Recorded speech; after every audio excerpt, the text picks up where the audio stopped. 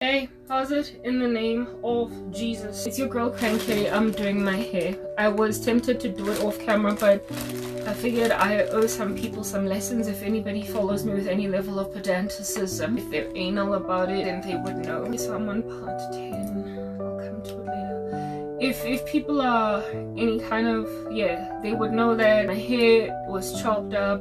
I was so afflicted that I lost a whole chunk of my hair. I lost a chunk of my hair. And in so losing, it got thin and everything, and it's still pretty much that thing, okay? And I said that going forward, I'm gonna start taking care of my hair. So that's exactly what I'm doing right now. What you are looking at over there is one section. So my hair was in these sections that you're looking at right now. You will remember the last hairstyle I had. I brought down the hairstyle before washing it, and I detangled it in those sections and then put it back in these braids, and then washed my hair in the braids. It's like 2 days since I washed it now, and I moisturized it when it was in the braids. I've brought down, and now I'm bringing it down so that I can do an official protective style that's gonna last me another month. And this is what my hair is looking like. So my hair is completely detangled. When I brought it out of the protective style, it was detangled. I detangled it further with my fingers, put it back in, washed it, and now it's literally just like, look at that, like no tangle. You can run your fingers through it if you wanna. Type establishment thing, limited breakage, limited damage. I found a strategy. It works. When it comes to a permanent protective style, I don't really know what I'm gonna do, but what I'm doing now is doing what I said I would do. Trim it, remove the split ends. At some point, all of the skinny hair that you can see right through, all of the thin hair that you can see right through from here pretty much up until there is gonna be gone, because I'm gonna be trimming it over the next couple of months, over the next year or two, until that part is all gone and all that's left is the thick rich bush that you can't see through. The thick rich bush which comes up to here, the healthy hair, is just gonna go until my whole hair is just a very thick bush of hair. You can see that God has my back and that I have a future. I'm very tired, I'm exhausted, but I'm doing this because I said I would take care of my hair, and that's exactly what I'm doing. So I bought stuff from Temu. What's up today is the, where's my date? It's the 30th of September 2025, and I was supposed to bring this down on the 18th. I was supposed to do my hair on the 18th, but I was just too busy posting stuff, refuting Joshua Mhlakela's nasty prophecies and whatnot. So I only, on the like 27th, 28th, brought my hair down 10 days later, and it was not matted. It was okay. So 1 month is the sweet spot for me, it appears. I bought stuff from Temu, earrings and everything. I told you guys in my last video. Yeah, I bought them from Temu. Yeah, shopping like a billionaire. I don't know whether I should switch this light on at the back or what. I don't know. Or should we leave it off? Doesn't matter. I don't know. Whatever. I bought stuff, earrings and whatnot. But inside these packages is also shearers, like hair clippers, like, you know, the stuff that you use to shave your hair, to like trim it. I used to trim my hair with like paper scissors because I had no money and whatnot, even though I was counseled against it by a whole bunch of people on YouTube. But then I made a decision that, hey, there's a cheap place where you can get everything Temu. So next time you buy anything on Temu, also make sure that in your purchase you buy hair cutters.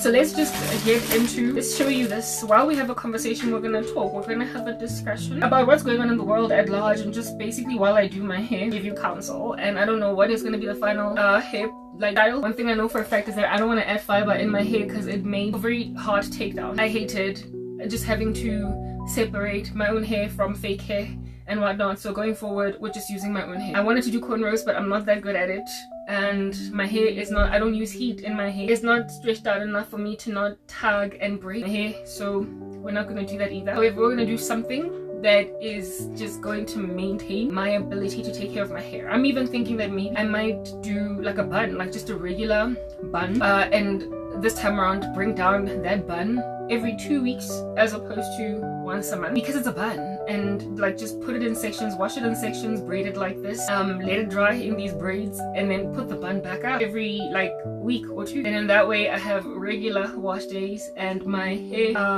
does not even have an opportunity to melt, okay? So my hair can grow. So all that we can have is the dark part. You see how the super rich dark black part of my hair, that's healthy. That's what we're growing out over the next year.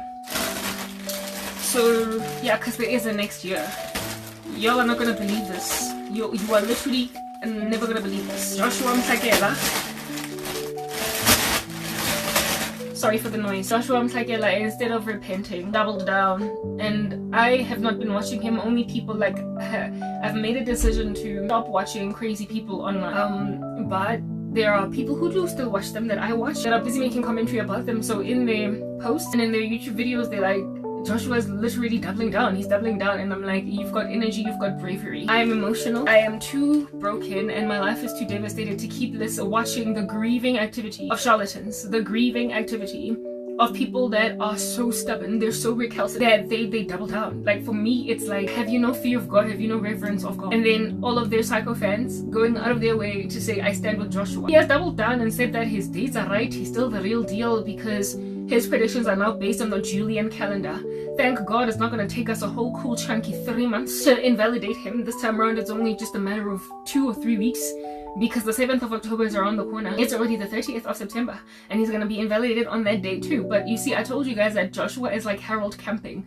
He is going to double down. I made an error in the last video that I did saying that Harold Camping is the guy that wrote 88 Reasons Why the Rapture is Happening in 1988. No, Harold Camping is another one of these predictors that came later on, but they're all very similar, because even Harold Camping the next year released 89 Reasons Why the Rapture is Happening in 1989 and just kept on predicting. Harold, that guy that wrote that book, Harold Camping also doubled down next year and the year thereafter. It's like they gain clout, they love their clout so much that they cannot honor God. And for me, it's like, have you no fear of God? Have you no fear of God? Like all of these revilings of his name, all of this pathetic malignment of the word of the Lord and Jesus himself. Like why don't you stop? You claim to be of God and to love him, and yet you don't care for his word. What is wrong with you? Yeah, he has doubled down and said that now based on the Julian calendar is the 7th of October. And I have only ever gotten this information from other people who keep on refuting this, because I have gone out of my way to say on YouTube, do not recommend channel of anyone that keeps on running with rapture day status, that has not repented, that has not put forward an apology, that has not turned away from their initial folly. I was prepared to give people a chance if they said, listen, I'm sorry I deceived people. But if they doubled down, I'm like, I'm sorry, no more listening to lunatics. Yeah, well, this rando that's out here planned the 7th of October, or in his own machinations come up with this date again. My thing is, dude, I'm planning to basically get my hair thickened and healthy in a year, because I anticipate that we very potentially might be here. We also very potentially might not be here, because the rapture is imminent. But I'm not going to basically just kind of lie around and sit as a blob expecting rapture to happen and then it just doesn't. No more. Like, we are planning for a future. Anyway, I bought a whole chunk of pretty things, y'all. Like, hey, okay, let me show you my pretty things, because we are gonna talk while I do my hair. So that's something that is still coming and up and showing shortly. I want to show you my excellent purchases from Temu. They 2 different packages that came at 2 different times. There's a 3rd package coming that's just packed with earrings. I told you in my last video that I would buy earrings. Well, that I would not so much would I buy earrings, but that I bought earrings. Well, I bought more because I love earrings, and I know that I'm gonna get to wear them one day, like it's a thing. Anyway, I'm wearing them. I'm gonna wear them in my ministry right here, and then maybe one day in the future in front of some people, because what kind of ghoulish freaky stuff is happening right now with people properly plotting and scheming to make sure a woman goes nowhere. Okay, y'all. Anyway, whatever. But when it comes to my content next, I did say that I'm gonna do things a little bit differently. I'm not gonna do so many edits. I'm not gonna add as many stickers and what a fish pig. That is true, but I do have another phone and I do love my animation. So I think going forward, when I'm not doing my hair, because it would be just too onerous and too taxing when I'm doing my hair, I very potentially might do animation, but recording with a recorder that has got like a doll filter on top, so I don't have to create my own animation, but rather use one that comes built in with the app. Then in that way it makes for fast edits and I don't have to feel exasperated, you know what I mean? Anyway, let's show you what we got, y'all. Very exciting everything. I wanted to buy on Temu also, like, you know, a rack that puts earrings in it, but I was within a budget, so I couldn't afford it. Next time we're getting it proper, because that rack was only like 64 bucks. I wanted to get 3 of them and I couldn't afford something at 64 under, and that is the thing that is just very troubling right now with South Africa. Like, you do this to people, you make it impossible for people to afford things that only cost 63 bucks. But whatever, this year was more important. I bought more earrings, y'all, and I'm just so chuffed with myself. These are earrings from Temu. Let's just open again, because yes, I bought more earrings because I can't stop. Like, I love jewelry and I love it gold. Hey, yeah, whatever. We're gonna be what is the way that I'm looking, upskilling our look. It's already really great, but we're gonna be upskilling. This is just more earrings. Like, you're gonna see them on my ears. I'm probably not gonna be opening these packages. Like, I'm not doing it. You're gonna have to see it from the inside. There's the one package. It's just like packed with gold earrings, and then here's the other package. Look at how cute these are, like these over here. Anyway, whatever, you're not going to see them properly, but I'm also not going to show them to you properly because you're going to see them in my videos in the coming future. Do you understand what I'm saying? Here's another like bombasticky thingy. This was all in one package. It all came in one package, like one, like I can't even tell you how much it cost. Maybe like 60 bucks for the whole thing. Yeah, it's one, like, yeah, this whole thing cost perhaps like 60 rand. And this thing also, these purchases stuck with Temu. I am also trying to show you that South Africa, you're arrogant in the way that you treat people, and in so closing them out from the market to work, to do whatever. There are options in this world. It's only a pity that I can't exploit them because I'm that beleaguered. I'm so closed in on all sides that I can't deal. Mara masale proper, given that given that I bought so very many, like a person can literally resell this at a slight premium and make their own money, do you understand, on their own online store.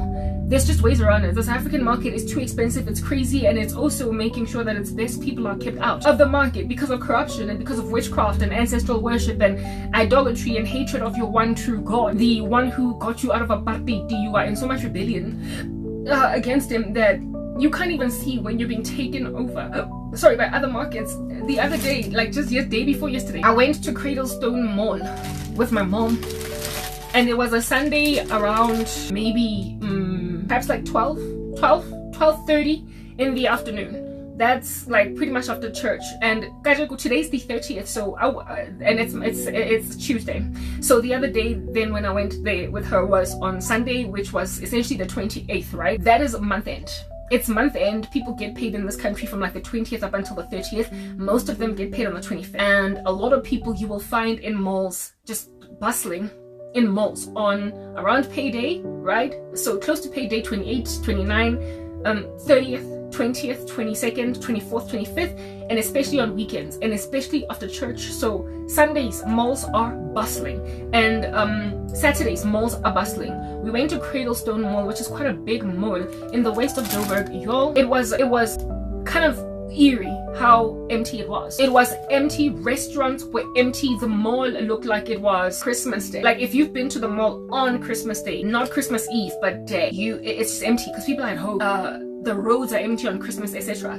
It looked like Christmas Day at like 4 p.m. The mall looked like Christmas Day at 4 p.m. But on a Saturday after payday, in a nation where malls tend to be bustling around that time, it says that there are so many people out of the mall. There are so many people extracted from participating in the South African economy. They can't be at the mall even after payday. That's how much we have stripped this country of trade and commerce. So it is ripping customers from our stores so as to boost our economy, even on days when malls are supposed to be teeming at the folds with people, filling, boosting therefore the economy. It is no wonder also therefore that we lost gain or are losing gain. It is no wonder therefore that so many people are having a hard time living. You did this to your own country. Do you understand? Look at what you did to me. I was a mall rat, like in the worst way. You would find me after church on Sunday at the mall. You would find me, especially around payday, just loitering the malls on Saturday, maybe even Friday after work. And yet, how empty, how canyon Cradlestone Mall was. It told me that you live in a silo, witches. You live as bandits in a silo where you think you can destroy people's futures, destroy people's careers, where you think you can take away people's livelihoods and it not affect the economy of your countries. I don't know how many times I've said that. Now you're going to malls shopping where there's just 5 of you on a Sunday after pay, or at 1 p.m. in the afternoon. Restaurants outside barely peruse, so many chairs open. How Cradlestone Mall is able to keep itself above water, I don't know. How all the stores there are able to keep themselves above water, I don't know. The economy is suffocating. Look at this. These are earrings that I got from Temu. Y'all gonna know what time it is. I'm about to get real cute. Me, a shopper. Karabo shopper. But I mean, I discovered Temu, and ever since then, I can only ever shop there. Because I'm gonna get this some store, Woolies, whatever, for Shini in this country. Because for what? 150 bucks for a pair of earrings when I can get, I think I got these for 18 rands on Temu. And my duties in total were 80 rands for both these packages that you're looking at. Individually, when they arrived, my duties were 80 rands, and my total purchase for each of them The one was about 326, the other one was about 358. Both of them no more than 350 bucks. Both of these packages cost me no more than 350 bucks. And I paid 80 rands each for duties. So in total about 400 bucks, right? At 350 bucks. So in total I paid about 450 rands for each of these things now. 400, that's like 900 bucks, right? Plus 80 times 2, which is 160. So what, 1,000 and something, just over 1,000 rands. This is what this whole thing cost me. Now you tell me, if you go and you buy these things from the South African market, how much it costs. What incentive does a South African have to shop in South Africa when they can't, because you've impoverished them? They can't. I even hated that I had to go to the mall with my mom like I'm a child. Like, that's what people have done to this nation, and you think that it is sustainable? Listen, I am sorry. I am being taken care of by other countries. It's what you must understand. Even though China, it does not have the best interest at heart of Israel or even Christians, bottom line is their cheap products that I get from Temu have kept me able to pretty much keep myself alive. Right now I'm looking very casual because I'm doing my hair and whatnot, but on days when I'm actually invested in essentially just wearing some jewelry and making sure that I'm kept together in a neat little bunch type establishment thing, I look expensive like a woman that got money, okay, and she, with that money, is elaborately decorating herself because she can. As a woman, I love to get adorned, and you took that away from me for no other reason but the fact that una limona. And look at how you have decimated the South African economy. Herein lies earrings that I bought. Again, I told you from this package, 30 bucks, not 30 bucks, no more than 350 each. These are pairs of earrings. One of them just fell. Did it fall? It had to have fallen because they're supposed to be true. Did you see it fall? I did not see it fall. But I also can't find it. Hear me, where I'm at. Like, what's going on?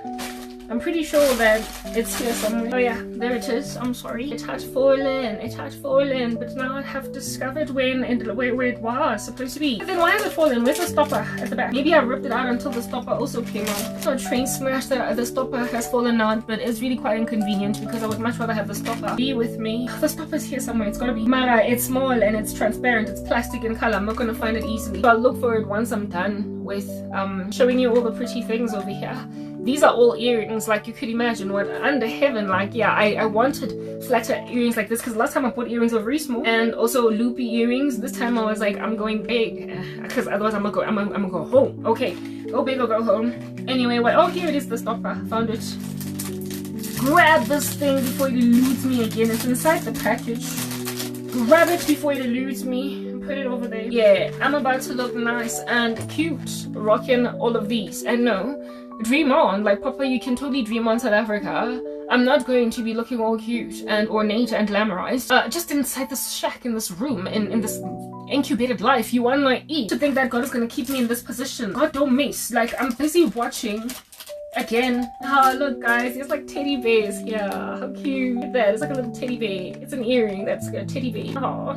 Anyway, what was I gonna say? I'm watching Joseph, the movie of Joseph again. The first time I watched the movie of Joseph, the one on YouTube that I'm presently watching, I was still employed in corporate South Africa, and it was beautiful. I loved it. But this time around, I'm in tears in a way that I wasn't the first time, because the first time I was not afflicted just like Joseph, betrayed by his own brothers, thrown in slavery, tossed to and from like you ain't jack, and you know, seduced by dumb structures to have sex when you don't want to have sex because they see that you're a slave that is excellent, and so they just want to exploit you. And then you find yourself in prison, and then overnight, boom, the guy gets out of jail. Whoa, and he is the prime minister of Egypt. It's shocking how God flipped stories like Joseph literally overnight, and it's got me boiling like no man's business. Like, I'm crying. Y'all need to understand, I'm like in some heavy tears, right, as I'm watching the movie of Joseph, because now it's so close to home. The sorrow of my soul pertaining this movie is so close to home that that now I can do nothing but cry, because I've been betrayed by my own family, and my country in total has cared not that I should breathe. They have sat back and waited for me to die, and it is sorrowful that I'm gonna get saved just like Joseph. I said that in my last video, by foreigners that are not of my country, that are also pagan. So they're not only not of my country, South Africa, but they're also not of my faith, Christianity. I told you that I'm going to get set free by some pagan guy that curiously would be perusing YouTube and finds me and then literally sparks rescue efforts for me, because that individual will discover that what in the world, this woman has been left for dead, right? You're gonna have to watch my last video to figure that out, to hear all these things which I'm saying. So not only did people who profess to be Christian not have my back, so too did people who are from my country not care that I should live. And pagans that are outside of my faith, just like with the Good Samaritan, will have my back, showing that it's true in God's word where it is written that will the Lord find faith on the earth when he returns. Because people who call themselves Christians will literally be disregarding Matthew 25, where it is written that when I was hungry, you did not give me food. When I was naked, you didn't give me clothes. When I was sick and in prison, you did not visit me. When I needed hospitality, you didn't invite me into your house. And when I was thirsty, you didn't give me drink. Okay, these are these next batch of earrings that I also bought. This here pair looks like it's a repetition from the other packet, but everything else is pretty new and unique. These are earrings, right, that are gonna very shortly be dangling off my ear. Yeah, Christians are gonna, who basically gazed upon my life, will one day be told by God, when I was hungry, you didn't give me food. When I was naked, etc. All that, Matthew 25, speak. And they will say, God, when did I not do this for you? And God will say, remember my servant Karabo, that you like walked right by, like you just perused her, you watched her from a distance and she was frankly dying. And if it was not for some pagan, unbeliever, unregenerate that I raised up to give favor to my daughter, she would have died. She would have died just writhing in front of professing Christians, holding their hands like Ananias and Sapphira, hoping that something is gonna give. Those people of which would have done that because of ill-gotten gain, because of a desire to plunder a person that does not belong to them, loot a person that doesn't belong to them, take spoil from an environment that doesn't belong to them. They would have literally abandoned my daughter to death because she would not have been prepared to marry a divorced man, because she would not have been prepared to have an affair with a married man, because she would not have been prepared to take in her stride an unbeliever, because she would not have been prepared to essentially compromise her Christian values. So she would have been left out on a limb by people who would have been waiting with bated breath, anticipating that the day's gonna come when I'm going to allow for my daughter to settle, because things are going to get that bad. Until one day, just like with the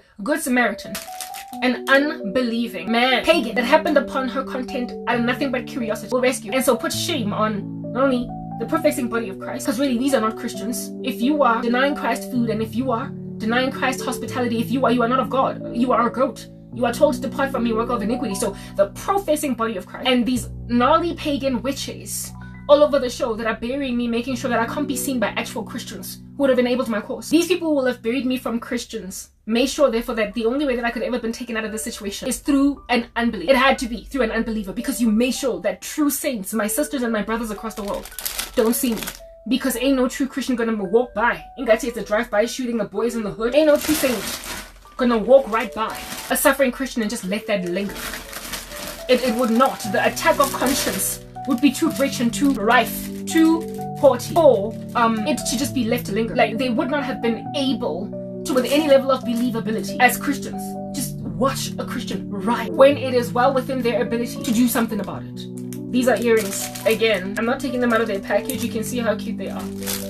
No real saints would have done that. Anyway, whatever.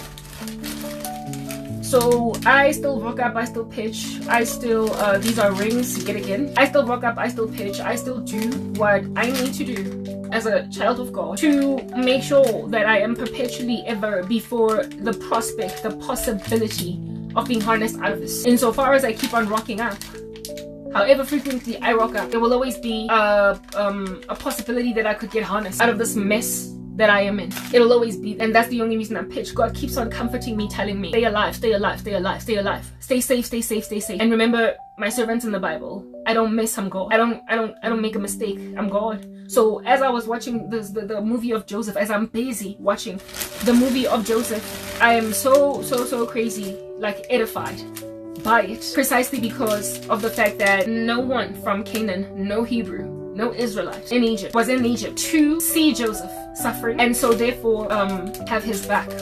No Hebrew was in any position to see Joseph suffering and so do anything about it. And also understand this thing, Joseph belonged to the Hebrews. The Hebrews did not forsake Joseph. Joseph was betrayed by a small number of Hebrews. His own blood brothers betrayed him and then lied to the rest of the camp. They lied to the rest of the camp, and the rest of the camp did what? They mourned like dogs. They groveled. They put ashes, sackcloth, sand in their hair, and they mourned, they wept for a man that they were told died by a small minority, like a small number of Jews, a small number of his family, a small number of those who belonged to his camp, deceived everybody else into essentially not even looking for him, not even searching for him. These stoppers that just keep on falling out of here. Stop falling out, stop falling out. Okay, there are stoppers that keep on falling out. Okay, let me put these in here. How cute are these? Like, what in the world? What? I'm just listen, I'm about to be very cute. I'm about to be very cute. These are earrings. Yeah, no, Joseph's brothers, out of the entire camp of, is it Jacob? The whole entire camp of Jacob made up, I mean, if we were to hook up percentages here, just guessing, throwing out a number, they made up like maybe like 5%. And even then, that might be an optimistic estimate. Might have even been 2% of the Hebrews. They made up a minority, just a terrible, violent minority of the people of God. And this small little minority contributed to the mourning of the remaining 95 to 98% of Hebrews. They caused an entire camp to mourn, and they caused an entire camp, never mind to mourn, but not even to go looking for the guy. They didn't even go looking for the guy, because if at all, they did not succeed to convince Jacob. It's beautiful, isn't it? Like, yeah, these earrings, it's the other pair is inside here. If at all, Jacob was unconvinced, because you will remember what happened with initially, is it some sheep that they lied about that they decided to eat, and then I don't know, whatever, like Reuben, Judah, the brothers, they did something strange, and Jacob was like, y'all lied, and they called Joseph a spy because he pretty much told on them that you messed up with this animal, right? And the dad did not believe their report initially. Okay, if at all Joseph, not Joseph but Jacob, right? If at all Jacob, the dad, oh, these are absolutely stellar. What? If at all Jacob did not believe his sons again, even if they had brought that coat of many colors back to the camp with blood on it, he would have been like, I don't care about your report, I'm going out there in the wilderness and I'm going to do, like, you know, with people who do scouting work, like Boy Scout work, how they get trained how to find the treadings on the floor of animals or whatnot, to figure out if a bear has crossed this way or a lion has crossed this way, or a human being on foot has, because yeah, they do a tread, basically foot tracks. They have a way of figuring out if there are people nearby or whatever, or bears nearby or whatever. If at all the dad had done something like that to figure out Joseph's footsteps, like to just look for him and fibers of his coat, and just, yeah, perused and investigated with a magnifying glass, he would have likely found, you know, himself in that cave that he was still, not cave, but hole, that ditch that he was thrown into. He would have found maybe sections even of the coat of many colors, the thread of it on the floor, figured out that my son was thrown in a ditch, and then interrogated the living daylights out of the brothers of Joseph. Look at how cute these are. Interrogated, these are earrings, interrogated the living daylights out of Joseph's brothers on some, listen, I might not have found my son when I went out there, but I found evidences of a struggle, and I also found evidences of him having essentially been around this particular ditch. And there are also no evidences of a carcass that has been mauled away at, because where it is that the threads or the fibers of his coat end, there is not even a single hint of human flesh that was, perhaps, like, no animal cleans a dead body to a point even of there being no bone. Not even like hair on the scene of the incident. So listen, I don't buy your skellum, so you better tell me what happened to Joseph. Yo, come out with the truth, come out. And of course, upon like extreme interrogation, especially considering the Hebrews had a thing about oaths and guilt, like it worked handsomely in them. You know how Judah, with that not prostitute, but his daughter-in-law that he didn't give his son to, because apparently the woman was cursed, everybody kept on dying, you know, Onan and whatnot. Yeah, Judah's conscience was so hefty that he could not even allow for the the killing of Tamar, when she did what it is that she did with Judah, to sleep with him so that she could proliferate the lineage and in and of herself have a child, because he was just burdened with the guilt, blood guilt of Joseph. And so therefore, no longer were they able to just easily do nasty, gnarly things. No longer were they able to do that because what they did to Joseph was just so like heavy in their hearts. Yeah, the Hebrews, look at these, it's so cute. Okay, the Hebrews were not able to just linger. Basically, their consciences, God would not allow them to, now that something has been done, God didn't allow them to just move on. I mean, some people's consciences are so seared that you can literally kill, and after 5 years have progressed, you don't even think about the blood you spilled because you got away with it. Yeah, God did not allow them to be that way, to be that essentially free of blood guilt, or just to let go. Like they were never able to let go. Like the whole entire time, they were never able to let go. Every time a misfortune befell them, they were like, this thing is following me. It's pursuing me everywhere. The thing I did to my brother, it's pursuing me everywhere. They never were able with a clean conscience to just carry on eating bread, having wives, bringing up structures and bringing them down. They were never able to recover.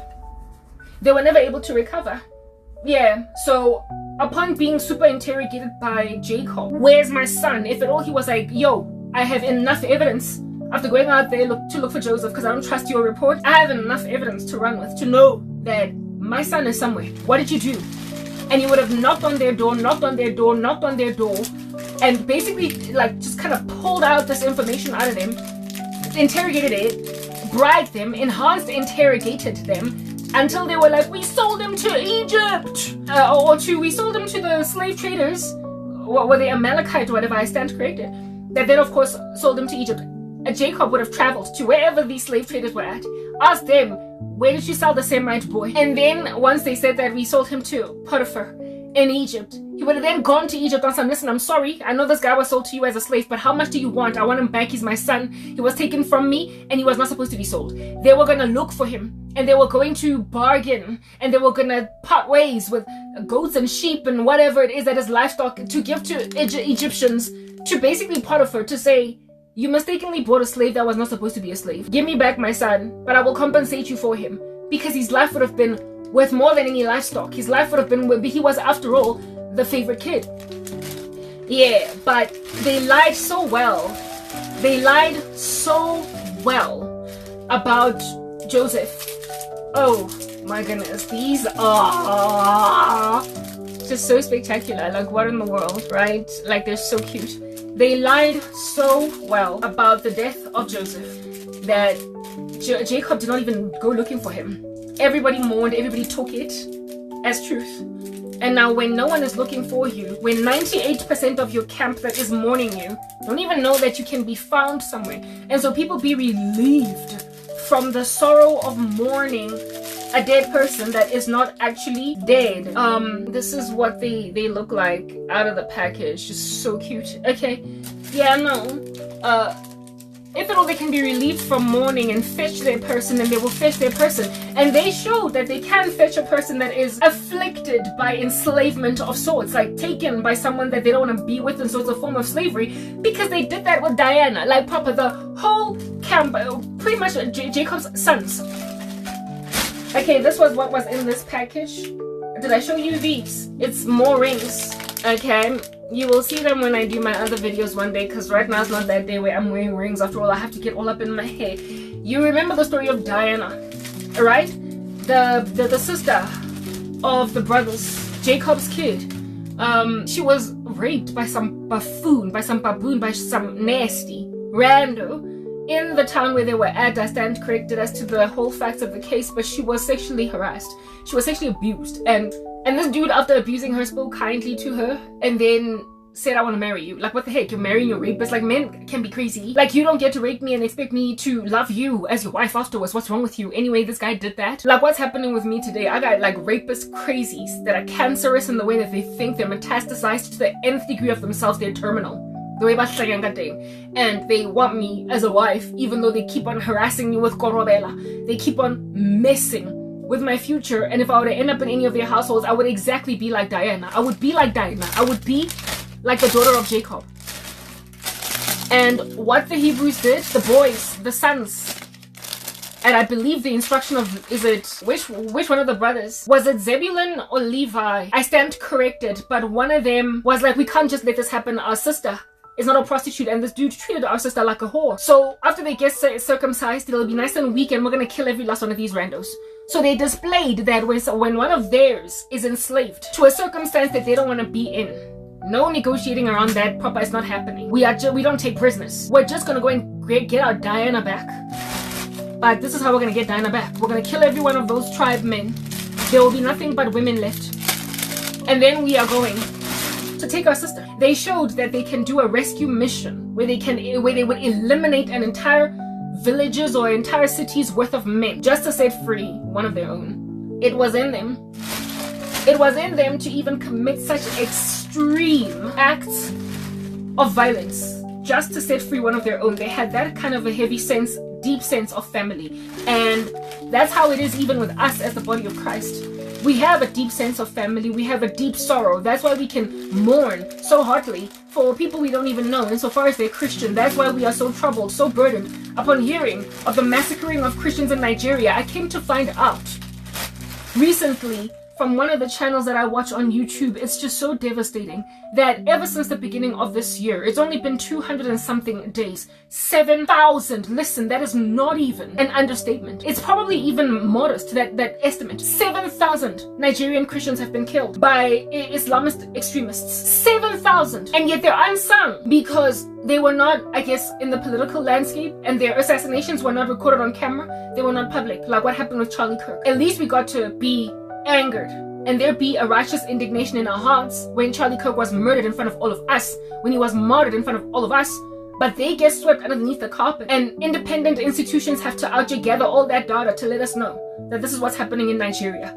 Understand, if they were killed in our faces, the way that Charlie Kirk was killed, the way that those Christians on the beach were murdered by ISIS a couple of years ago, there would be global outrage, and by the body of Christ, we would be up in arms about what in the world is going on over there until ISIS no longer does anything like that ever again. Do you understand what I'm saying? Yeah. But the ones in Nigeria are being killed under the carpet, and like I said, independent bodies are gathering only the numbers, the data, but we don't see the corpses, we don't see the carcasses, we don't witness live murderings, beheadings, killings of saints. And so the indignation is not as rife as it ought to be, but understand, if we were witness to it, we'd be angry. How richly, just angry, how horrified we are, and so therefore, full of action we become when our brethren get killed, if at all we were to witness it. Hashem. Understand therefore that if the body of Christ, true saints of the living God, were to see what the heck is being done to me, Hashem, it's what God puts in the hearts of his people. He won't just let things slip underneath the carpet. His own indignation, he invested in the bones of people that he has called for his own purpose. And so they will do a thing that people on earth might even respond by saying, goodness, who does that? Jacob himself was like, why did you do this? You've caused me enemies, and now we're going to have to be in flight. They're going to come for us for sure. But the Lord made it such that about Judah and everybody couldn't let it go. They couldn't let it go. So if at all we were to witness as body of Christ people, as Christians, true saints, I even bought a detangling brush because I figured I needed one, okay? After all, I'm trying to take care of my hair. If we were to discover, truly, if we were to find out, if we were to see, like you see what happened with Charlie Kirk, we witnessed him being martyred in broad daylight on live television, and the indignation was exquisite. The response was hot and bothered. Those martyrs in, I stand corrected, but some Islamic country that got killed at the beach, still to this day we're talking about it. When we get given cameras recording to witness martyrdoms, Hashem, nobody rests. Nobody is going to hear the end of it. Do you understand?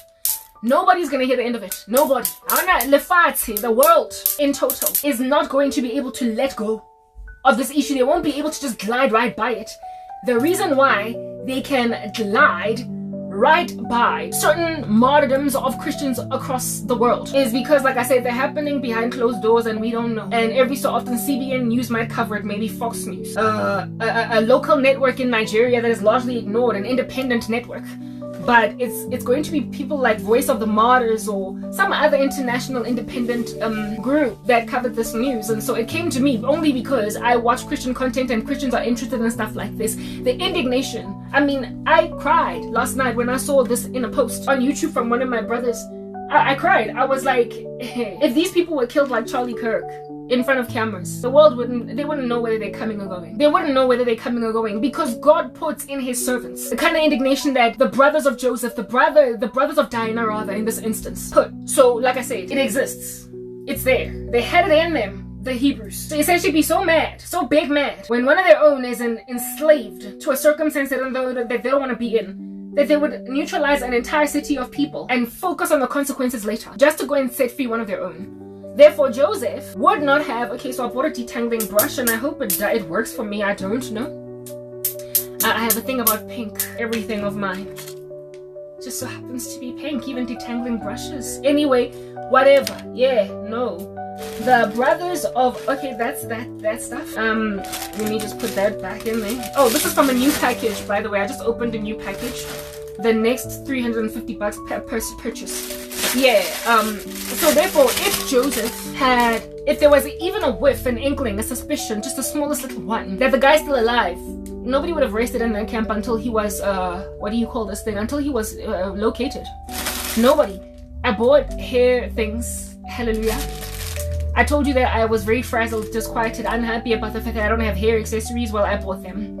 And these here, my guys, are hair accessories. Like what? So cute. Like little clips that go in the hair, and that's why I need to just make sure that my hair looks cute enough for it to have these clips in it. Again, I can't just let my frizzled hair, my frizzed up hair lambaste my future.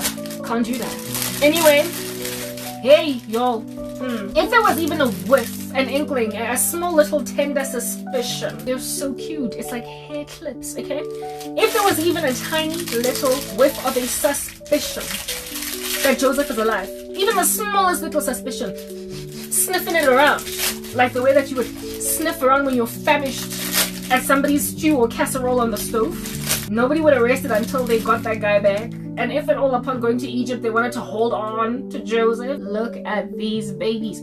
If they wanted to hold on to Joseph, understand Egyptians would have passed away. Egyptians would have died. They would have died trying to get one of their own. That's how these things work. Of course, I'm not just going to put it like there, hanging. It has to be in a cute enough hairstyle for it to just kind of blom. But how cute are these? What? It's like hair accessories. And they are cute! Cute. Like quite a few of them. Anyway, whatever. So, we're not going to be showing you everything because what in the world? I don't nobody got time for that. Okay? No, nobody would arrest it. Nobody. I'm telling you, here right now, this moment, this very particular instance, no one would have chilled. The Lord puts a righteous indignation in his Christians, in his Jews, in his people. He puts a righteous indignation because he won't rest. When his Christians are writhing, when his, in the days of Judaism being a thing apart from the Messiah, prior to the Messiah, I guess, because it was always a thing about the Messiah. The Jews look forward to the cross when we look back, right? At least the Old Testament Jews, the present Jews also look back at the cross, yeah. The Jews, the Christians, they are writhing, blood crying out from the ground. You know what happened with Cain and Abel? With Abel, his blood was crying out to God from the ground, even after he had died. The Lord makes it, if at all, the Lord hears the cries of the martyrs after death, to a point where we even see them in, is it Revelation 6, under the altar, still cry. Where is justice? If the Lord is still hearing the cry of the martyrs, the cry of the widow, of the orphan, of the abandoned, the neglected, yeah, if he hears it in the small little cracks of rocks, crevices of rocks that they are in, where everybody is ignoring them, then understand, given that the Lord works through by providence in people, he will raise up his awareness to this challenging situation, this horrific circumstance, this blood that's crying out on the ground to him. He will put an indignation in living souls on earth that belong to him, to not be able to rest, not be able to sit still until the issue is dealt with. He will raise up kings. He will raise up, it's more hairpins, they're really cute, okay? He will raise up kings. He will raise up governors, that he will make sure he takes it to the point of kings and governors, that they can't sleep at night. You will remember how when Haman was plotting and scheming against Mordecai in ancient Iran, in Persia, the story of Esther, right? Mordecai and the Jews were yet to be in too much danger because Haman was yet to plot and scheme a genocide against them. Haman, of which is like an ancient time Hitler. He was yet to get to the point of wanting the Jews dead, right? And even before he plotted and schemed against the Jews to eliminate them as a people altogether through an edict. Oh, I got a hair. Oh, I didn't expect this to be so small. You know, Temu sometimes. A hairbrush. I wanted something to be able to brush down my hair. I like, listen, what? It's so small. I thought it was like, you know, one of those that you can handle, like, anyway. Look at this hairbrush. What in the world? It's like a lollipop or an ice cream. And even then, a mini magnum. Okay, whatever.